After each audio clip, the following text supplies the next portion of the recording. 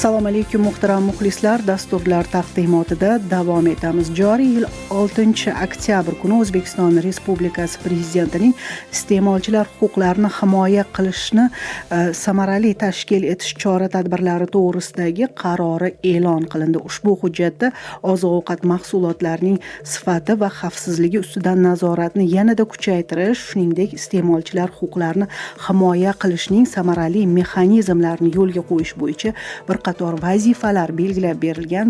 Biz bugun ayni dasturimizda ushbu qarorning mazmun mohiyati xususida so'z yuritamiz. Suhbatdoshlarimiz O'zbekiston iste'molchilar huquqlarini himoya qilish jamiyatlari federatsiyasi mas'ul xodimlari G'ayrat Mamatqulov va Sobirjon Abduraimovlar bo'lishadi. Xush kelibsiz. Assalomu alaykum.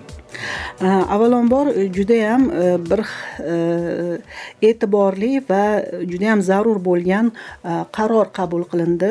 Bu qaror bilan nimalar o'zgaradi? Keling shu haqdagi bir ma'lumotlar bilan boshlasak bugungi suhbatimizni, marhamat. Avvalambor assalomu alaykum hurmatli radio tinglovchi do'stlar. Avvalambor mana shu qarorni asosiy mazmun mohiyati haqida gapiradigan bo'lsak, mana iste'molchilar huquqlarini himoya qilishga ega bo'lgan maxsus vakolatga ega bo'lgan raqobat qo'mitasi, qolaversa iste'molchilarning jamoat birlashmasi bo'lgan O'zbekiston iste'molchilar huquqlarini himoya qilish jamiyatlari federatsiyasi tomonidan muayyan vaqtlar ichida mana shu bugungi kundagi ayrim mana zamon talablaridan kelib chiqqan holda, mana davr talabidan kelib chiqqan holda ayrim qonunchilik hujjatlariga bir o'zgartirishlar kiritish zarurati yuzasidan takliflar kiritib kelinayotgan edi. Biz juda ham xursandmiz. Bugungi kunda mana prezidentimizning tegishli qarori bilan mana shu kiritilgan takliflar qo'llab-quvvatlandi va asosiy bu yerda biz e'tibor qaratishimiz bo'lgan muhim bo'lgan bir jihati mana shu iste'molchilar huquqlarini himoya qilish sohasidagi jamoat birlashmalarining, jamoat tashkilotlarining roli va o'rnini oshirishga qaratilmoqda. Bugungi kunda mana oddiy misol bilan aytadigan bo'lsak, respublikamiz bo'yicha 200 dan ortiq tuman shaharlar bo'ladigan bo'lsa, 14 ta ma'muriy hududiy birlik va mana respublikamiz poytaxtida jami bo'lib 200 dan ortiq federatsiyaning hududiy tashkilotlari faoliyat olib bormoqda va ularda 1200 dan ortiq nafar xodimlar mehnat faoliyati olib bormoqda.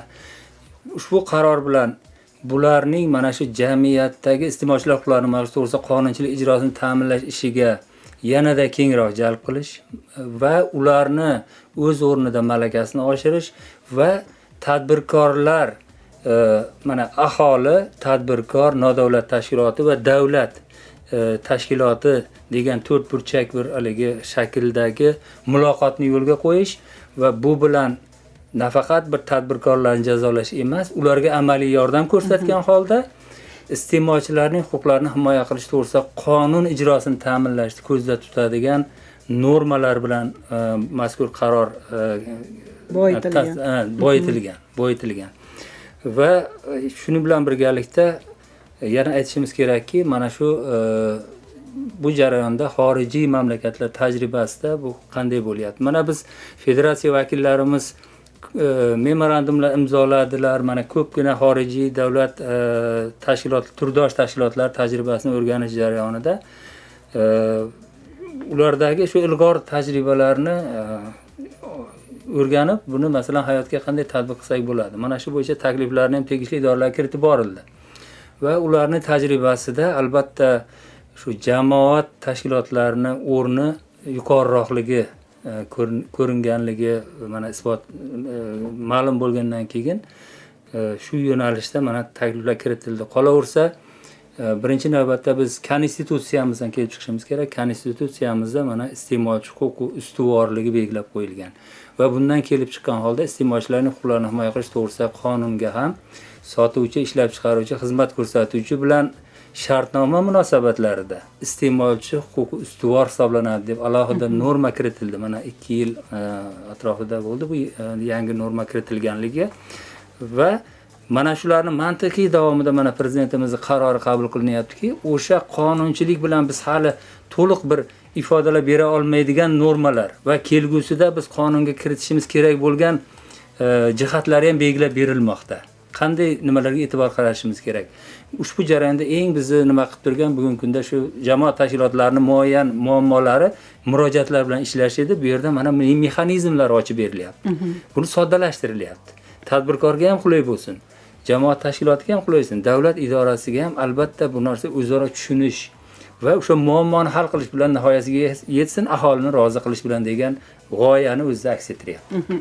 Sobirjon aka, umuman oladigan bo'lsak, mana shu qarorda bevosita iste'molchilar huquqlarini himoya qilishning yangi bir mexanizmlari bo'yicha o'sha bir vazifalar belgilangan. Ya'ni mana oladigan bo'lsak, bu yerda o'sha sirli mijoz va nodavlat notijorat tashkilotlarining tegishli xodimi raqobatni rivojlantirish va iste'molchilar huquqlarini himoya qilish qo'mitasi bilan bevosita ishlashi haqida ham bu yerda vazifalar bor.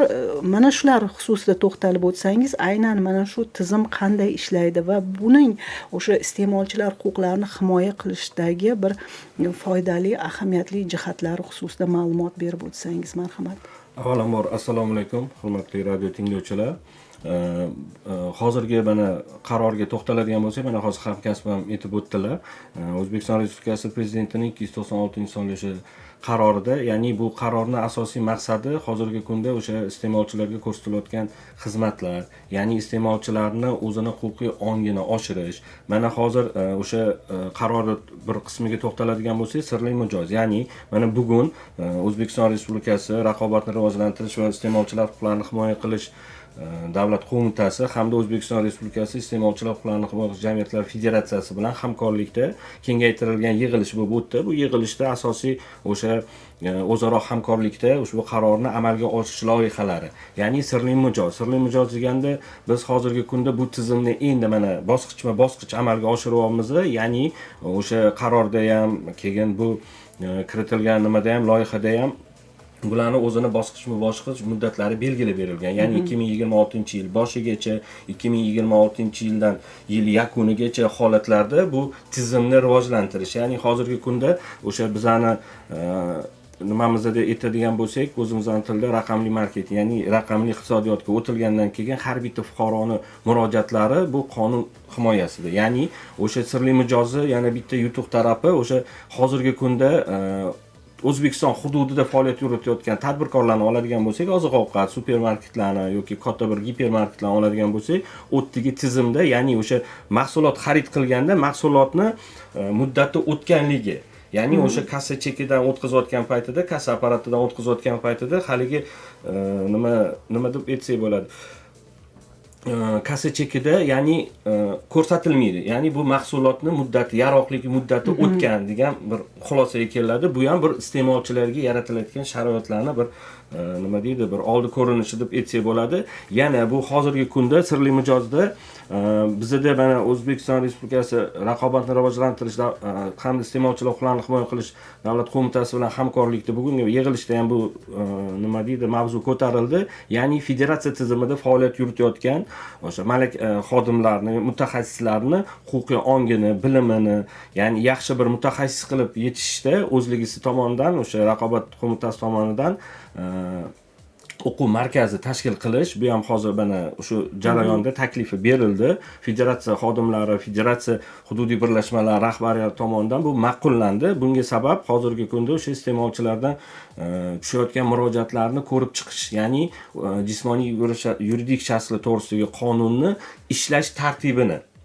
Har bitta fuqaro murojaat qilganda u murojaatidan nimani ko'zlab murojaat qiladi? Ya'ni o'sha davlat tomonidan himoyadami yoki yo'qmi? Hozirgi kunda ayrim o'sha targ'ibot, tashg'ibot ishlari olib borilayotgan paytda mana federatsiya xodimlari, men o'zim shaxsan Toshkent shahar hududini oladigan bo'lsak, poytaxtimizda ko'p joylarda o'sha targ'ibot, tashg'ibot ishlarini amalga oshirganimizda iste'molchi so'zidagi o'sha mazmunini, mohiyatini ko'pchilik tushunmaydi. Bu bo'yicha biz mana davra suhbatlari o'tkazyapmiz, o'quv seminarlari o'tkazyapmiz. Har bitta fuqaroga o'zini iste'mol madaniyati, o'zini iste'mol huquqi qanaqa doirada, ya'ni hukumat tomonidan, davlat tashkilotlari tomonidan qanaqa himoya qilinishi bo'yicha ham biz mana kerakli o'sha amaliy dasturlarni ishlab chiqib targ'ib qilyapmiz. Natijada hozirgi kunda mana Toshkent shahri hududini oladigan bo'lsak, bugungi kungacha mana 9 oylik yakuni bo'yicha 2,5 milliarddan oshiq pul mablag'i iste'molchilarning zarari, ya'ni o'sha yetkazilgan zarar iste'molchilarga qoplanib berildi. Federatsiyani yana bir yutuqli tarafi hozirgi kunda bu qarorni bizga tashkilotimizga bir foydali tarafi juda ham yaxshi bo'ldiki, o'sha sirli mijoz dasturi, ya'ni keyin aytib o'tilgandek iste'molchilar huquqlarini himoya qilishda o'sha federatsiya tizimini sud organlari, ya'ni iste'molchilar fuqarolarning sud organlari orqali himoya qilinishi, oxirgi marragacha, ya'ni oxirgi marragacha olib borish va hozirgi o'sha iste'molchilarga federatsiya tomonidan bir samarali xizmat ko'rsatish. Men boyiga yana bitta qisqa qilib to'xtalib o'taman. O'sha o'quv markazini ochilishi bo'yicha raqobat qo'mitasiga biz o'zimizdan tashakkurnimizni bildiramiz. Sababi bu juda ham bizga kerakli loyiha bo'ldi. Sababi hozirgi kunda o'sha har bitta bizning tashkilotimizda ishlayotgan mutaxassis deymiz, yo'nalishi bo'yicha huquqiy ongini oshirganda fuqarolar bilan qanday yo'llanishda muloqot qiladi. Ya'ni o'sha qonun hujjatlarini qanaqa targ'ib qilib beradi. Yetkazib berishimiz kerak. Agar davlat tashkilotlari fuqarolarga har bitta qonun ijrosi bo'yicha yoki qonunni loyihalarini yetkazib bera olmasa, unda bizani nima deydi, tashkilotimizda o'sish emas, ya'ni pasayish. Huquqiy ongi ham iste'molchilarni pasayishga olib keladi. Shu o'rinda bitta narsani sirli mijoz bo'yicha aytib ketishimiz kerak bo'ladi. Mana prezidentimizning qarorida o'sha sirli mijoz tadbirlarini o'tkazish mexanizmlarini ishlab chiqish hali topshiriq berilgan. Bu narsa to'liq nihoyasiga yetkazilmaganligi sababli hozir biz mexanizmlarni ochib bera olmaymiz. Lekin bugungi kunda federatsiyada ma'lum ma'noda bu borada tajriba bor. Mana nazorat xaridlari masalasida. Bundan bir necha yillar oldin mana shu markaziy televideniya orqali ham mana shu federatsiya o'z tashabbusi bilan boshlagan edi. Nazorat xaridlarini, tovarlarni sotib olib, ularni o'sha nimalardan tegishli laboratoriyalardan tahlillardan o'tkazib, buni natijasini e'lon qilish. Keyinchalik mana bu nazorat xaridi bo'yicha alohida nizom ishlab chiqildi, Adliya vazirligida tasdiqlandida. Buni bugungi kunda shu tegishli idoralar tomonidan o'tkazib borilmoqda. Shu sababli ham sirli mijoz hozir takliflar bu bo'yicha boshlang'ich mexanizmlar tayyor. Bu narsani endi ishlab chiqilib tegishli idoralar tomonidan tasdiqlangandan keyin biz yana aholiga to'liq buni tushuntirishni bersak yaxshi bo'ladi. Targ'ibot yo'llari orqali targ'ib qilish amalga oshiriladi. Bu hozirgi kunda federatsiyani hamda Raqobat davlat qo'mitasini hamkorligida o'sha kelishilgan ish rejasiga asosan amalga oshiriladi.